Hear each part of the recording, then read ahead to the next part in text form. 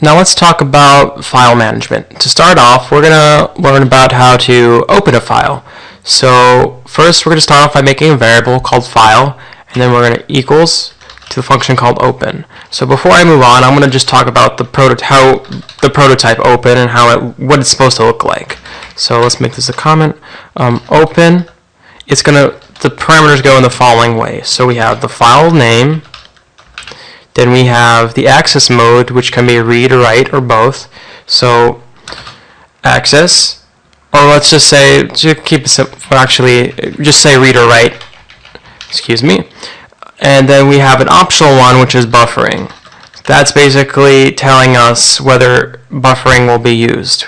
And we might talk about later, but our focus is file name and access.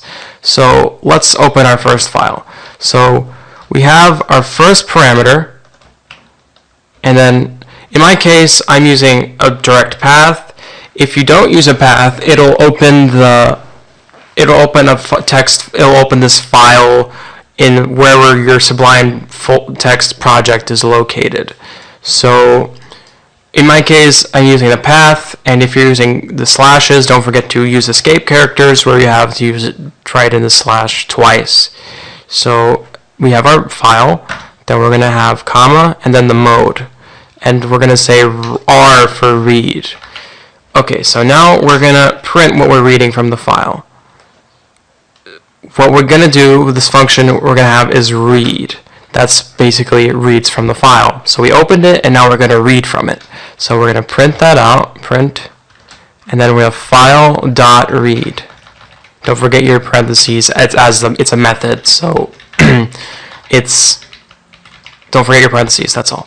Alright, so we're going to build that. As you can see, in my file I wrote hello, so that's it. And then a good practice to have, so when you're done with the file, you close it. Now the method close looks like this, close with parentheses. And then we're going to we do file.close. So basically we use the variable because it's a lot easier. It's basically proper code etiquette. So we have a variable for where we open the file, and then every time we need to work with the file, we have the variable name of where the file is, dot, and the method. So we closed it, and there you go. Alright, moving on. We can read a specific amount of characters in a file. So the parameter in read is as follows. So let's say we have 4. That means that's the number of bytes to be read. So that's approximated to every amount of characters. So let's say we're going to read 4 bytes or 4 characters from the file. So when I do that, hello has 5 letters, and now we're only reading 4 letters. And so that's pretty much it for read. So let's move on to another function called tell.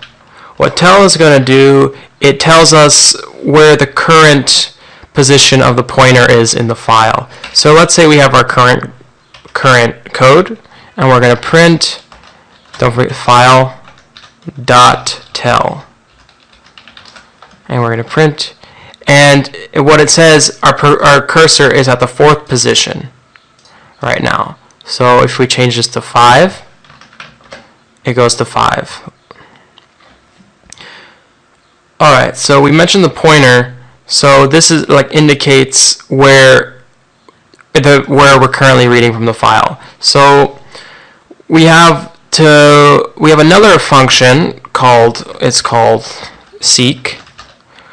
What this does, it allows us to move the pointer within the file to wherever we need to for whatever purpose. So let me just talk about the arguments, parameters first. So the first one is the number of bytes for which we want to actually move the pointer, and the other one's optional. So we won't be talking about it too much. So we have seek, file.seek, and let's say we want to. So let's take our previous example. So we take this, we have file seek. Let's just clean this up a little. Okay, so let's say we're reading 4 characters. And then afterwards, we want to go to the end of the file anyway. So for just some purpose. So we're going to do file seek, and then at the end, we're going to do file tell. And then we're going to build that. Oh, I forgot to print, of course. So print. And there we go. That should work. Yes. So before, if we take this out, it would have been 4. But now we have 5 because we moved the cursor to the end of the file. And that pretty much illustrates how that works. So what we can also do, we can read, let's get rid of all this. We're not going to need this right now. Alright, what we can also do, we can also read the file one line at a time by using a loop. So for line in, so we can actually use loops with the file itself. So let's say you have a bunch of text. So let me just write this out first, and then we have line. So this is going to read line per line, and of course, after we're done, we're going to file close. Alright, so let me just go back to my file, and we're going to add some lines. Line, so let's just copy a bunch of line. Alright, so we have hello and then a bunch, 4 lines. Alright, so let's print this out. Oops, and I forgot something, hold on a sec. File close. Okay, so in file, let me just check my syntax. I forgot the colon again. Alright, so there you go. It used the for loop to print every single line, because if we just did print line, it would just do 1 line, or just print file would do 1 line until the end character. So in this case, it printed every single line.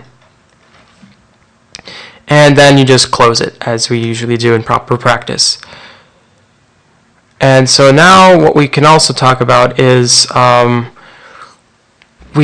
so when working with files, we should basically know some get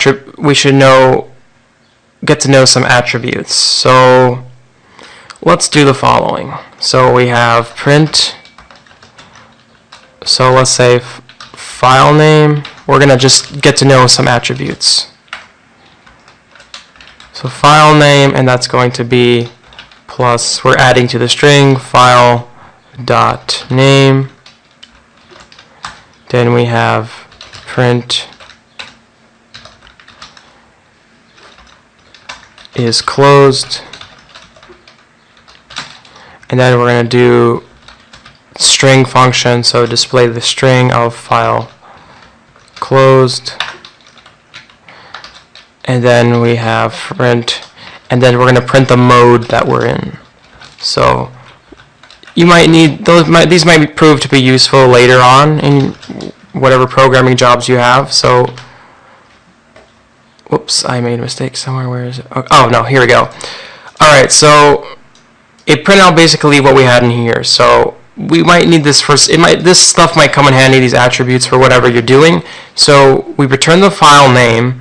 We returned whether it's closed or not. So we said it returns a bool, so we want to typecast it as a string. So we said, give me the string, is it true or false? So is it closed? No, because we just opened it. So, and then we asked for the mode, and I made here mode L, here mode R, and that's pretty much it. So that concludes file reading. Next time we'll be dealing with file writing.